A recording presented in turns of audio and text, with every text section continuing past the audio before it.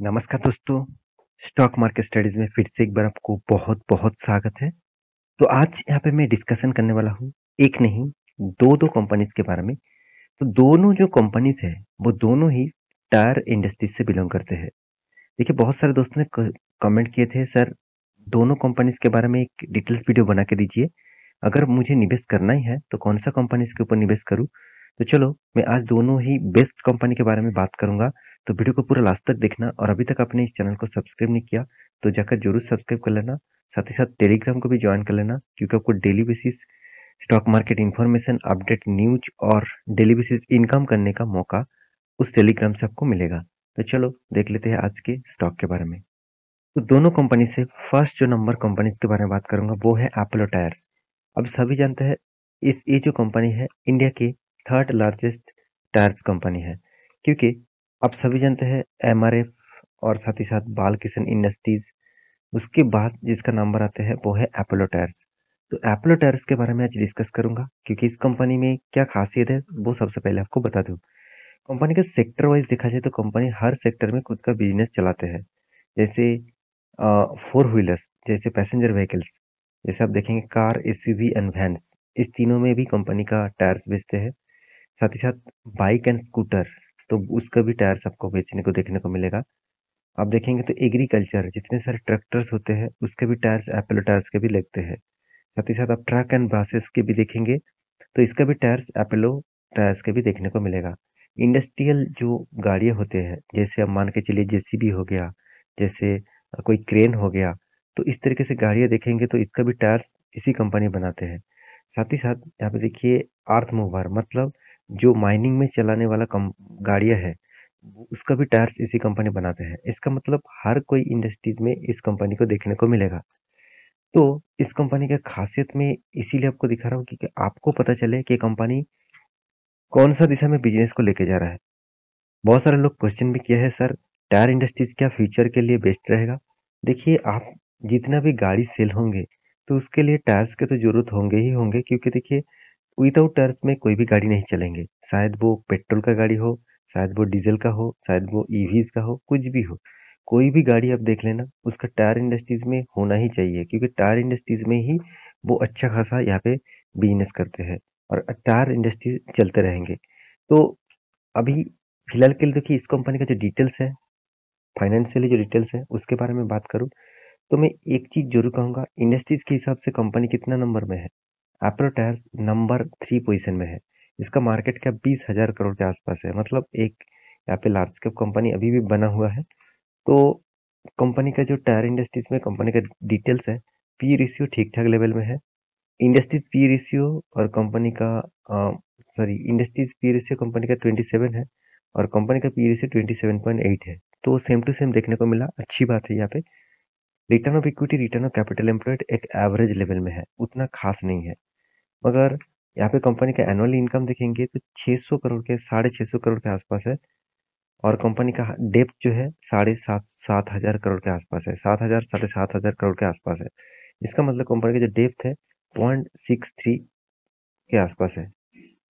तो यहाँ पे आप देख सकते हैं कंपनी का जो प्रोडक्शन का डेट है, मतलब जो कंपनी प्रोडक्शन करने के लिए टाइम ले रहा है 122 दिन के आसपास। और कंपनी का डेटोस डे मतलब कंपनी का प्रोडक्शन होने के बाद जो माल बेचने का टाइम है, तो बेचने तक कंपनी का हाथ में पैसा आ रहा है 28 डेज में। मतलब कंपनी ने प्रोडक्ट तैयार किया यहाँ पे और कंपनी ने प्रोडक्ट बेचा और प्रोडक्ट बेचने के बाद जो पैसा आया वो 28 दिनों में हो रहा है। बहुत अच्छी बात है, इतने टाइम पीरियड के बाद कंपनी जल्द से जल्द हाथ में पैसा लिक्विड कर पा रहा है, यही सबसे बड़ी बात है। तो अभी कंपनी का जो सेल्स ग्रोथ है 16%, 16.5% के आसपास है।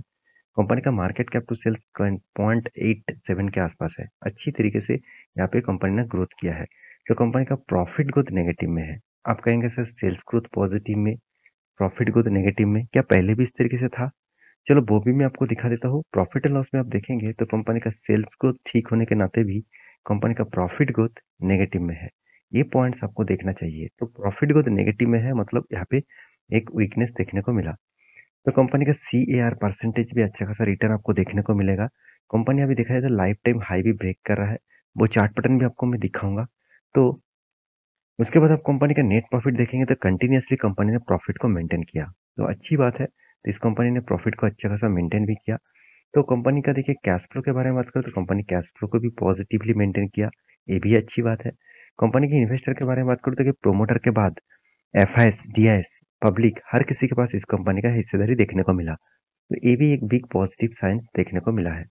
तो ये था कंपनी का पूरा डिटेल्स। अभी कंपनी के जो बाकी पैरामीटर्स है वो भी मैं आपको दिखा दूं, जैसे चार्ट पैटर्न। तो इस कंपनी के हर पैरामीटर आपको ठीक ठाक देखने को मिला। कुछ पॉइंट्स नेगेटिव है, जैसे प्रॉफिट ग्रोथ और सेल्स ग्रोथ उतना खास नहीं है। इसमें कंपनी का चार्ट पैटर्न बता दूं, कंपनी देखिए हाल ही में कुछ दिनों पहले ही कंपनी का एक ब्रेकआउट आया है और कंपनी जो लाइफ टाइम का हाई था वही ब्रेकआउट यहाँ पे देखने को मिला। तो यहाँ पे आप देखेंगे, जब कोई स्टॉक, मैं आपको बता दूं, जब कोई स्टॉक कंटिन्यूअसली गिरते जा रहा है और उसके बाद सस्टेन जो किया, मतलब रीबैक जो किया, और वो भी आप देखेंगे तो ट्रायंगल, आप एंगल पैटर्न करेंगे तो डब्ल्यू जैसे पैटर्न बन रहा है। इसको बोला जाता है कप एंड हैंडल जैसे पैटर्न। तो इस कप एंड हैंडल जैसे पैटर्न जब ब्रेकआउट होते हैं, एक स्ट्रॉन्ग ब्रेकआउट माना जाता है। मगर मैं आपको कहूंगा, यहाँ पे जो ब्रेकआउट हुआ है, इस ब्रेकआउट में इंटर मत हो जाना। क्योंकि आप कहेंगे सर क्यों? देखिए यहाँ पे बहुत रैली होने के बाद जब ब्रेकआउट होते हैं तो अब एक प्रॉफिट बुकिंग होता है।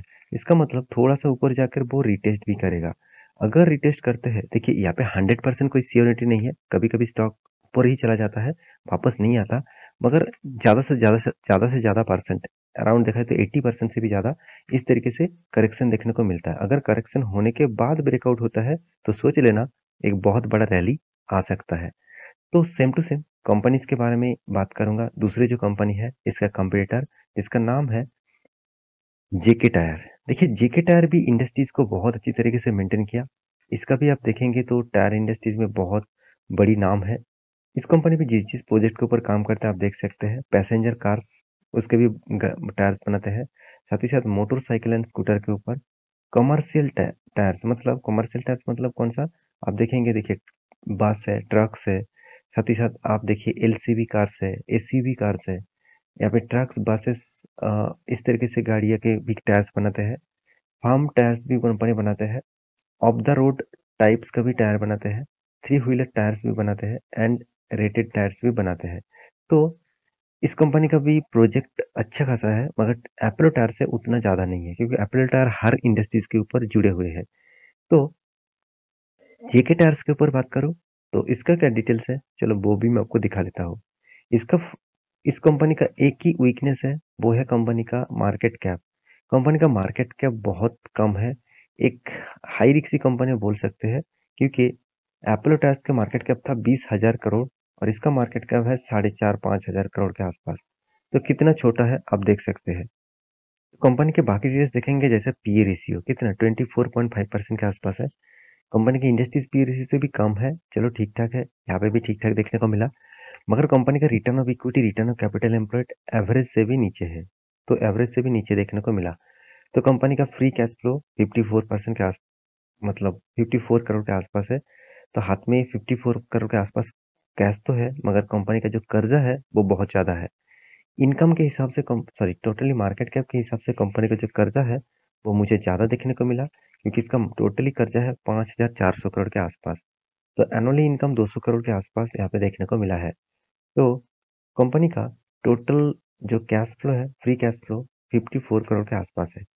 तो अर्निंग पर शेयर के बारे में बात करूँ तो करीबन करीबन 7.54% का आसपास इसका अर्निंग पर शेयर है, बहुत कम है। तो कंपनी का सेल्स ग्रोथ के बारे में बात करते हैं 22.1% के आसपास। तो कंपनी का प्रॉफिट जो ग्रोथ है वो दिखा दूँ तो 59.9% के आसपास नेगेटिव में है। देखिए आप कहेंगे टोटल इंडस्ट्री जब भाग रहे हैं, Nifty Sensex life time high के आसपास है, लाइफ टाइम हाई भी ब्रेक कर चुके हैं, उस टाइम में इस कंपनी का हालत इस तरीके से क्यों है? क्योंकि बहुत सारे सेक्टर उतना तेजी से नहीं भागा, कुछ ही सेक्टर भागे हैं, उसी के कारण इस तरीके से तेजी देखने को मिला है। तो इस कंपनी का प्रॉफिट एंड लॉस दिखा दूं तो कंपनी कंटिन्यूसली अभी तो प्रॉफिट कर रहा है। कंपनी का सेल्स ग्रोथ पॉजिटिव में है, मगर प्रॉफिट ग्रोथ नेगेटिव में है। कंपनी का रिटर्न ऑफ इक्विटीज भी, सॉरी, सीएजीआर परसेंटेज, मतलब आपको किस तरीके से रिटर्न दिया वो आप देखेंगे तो परसेंटेज वाइज आप ध्यान से देखेंगे तो अच्छा खासा रिटर्न आपको दे चुके हैं। तो रिटर्न ऑफ इक्विटी भी देखा जाए तो यहाँ पे पॉजिटिव में देखने को मिला, मगर उतना खास नहीं है। कंपनी का कैश फ्लो के बारे में बात करूँ तो यहाँ पे भी पॉजिटिविटी देखने को मिला। कंटिन्यूअसली कंपनी का कैश फ्लो पॉजिटिव में देखने को मिला है। तो कंपनी के इन्वेस्टर क्या कर रहे हैं? देखिए, इन्वेस्टर उतना ज़्यादा इन्वेस्ट नहीं करके रखा जिस तरीके से एपोलो टायर्स में इन्वेस्ट कर रखा है, क्योंकि प्रोमोटर के पास ही 56% होल्डिंग है और एफआईएस के पास 7%, डीएस के पास 1%, पब्लिक के पास 35% के आसपास होल्डिंग है। ओवरऑल बात करूँ तो उतना ज़्यादा खास परफॉर्मेंस यहाँ पे नहीं देखने को मिला। तो कंपनी के चार्ट पैटर्न के बारे में बात करूँ, इसका भी chart pattern same to same देखने को मिला। अगर मैं 1 वीक का कैंडल पैटर्न आपके सामने ओपन कर दूँ, तो यहाँ पे एक ट्रेंड लाइन आपको ड्रॉ करके दूँ, तो आप देखेंगे तो यहाँ पे एक बिग ब्रेकआउट देखने को मिला है। तो यहाँ पे जो टॉप था, इस टॉप को ब्रेकआउट किया और एक ब्रेकआउट अच्छा तरीके से ब्रेकआउट देखने को मिला हाई वॉल्यूम के साथ। तो मैं ज़रूर कहूँगा इस वॉल्यूम के साथ जो ब्रेकआउट हुआ है, तो अगर 1 डे कैंडल में जो चीज़ यहाँ पे देखने को मिला है, आप ध्यान से देखना। यहाँ पे देखिए एक ट्रेल लाइन में ड्रॉ करके दिया, इस ट्रेल लाइन को भी टच करने के बाद वो रिट्रेसमेंट कर गया। इसका मतलब कंपनी का जो अपट्रेंड है, वो अपट्रेंड अभी ये रीबैक देखने को मिला है। तो रिवर्सल करके अगर रिटेस्ट करके ब्रेकआउट करे, तो सोचना एक बहुत बड़ा ब्रेकआउट देखने को मिलेगा और एक अच्छा खासा रैली भी देखने को मिल सकता है। तो आप ज़रूर देखना, यहाँ पे ब्रेकआउट जो है इस लेवल को करना चाहिए और एक हाई वॉल्यूम का इस तरीके से वॉल्यूम के साथ, तभी एक अच्छा खासा रैली आपको देखने को मिल सकता है। ये था दोनों कंपनी के डिटेल्स। तो किस किस तरीके से ये दोनों वीडियो मतलब इस वीडियो आपको किस तरीके से लगा, ज़रूर कमेंट करना। इसी तरीके से कंटिन्यूअसली वीडियो पाने के लिए चैनल को सब्सक्राइब भी करना। मिलते हैं नेक्स्ट नया स्टॉक लेके, तब तक के लिए अच्छे से रहिए, अपने ख्याल रखिए। Bye bye.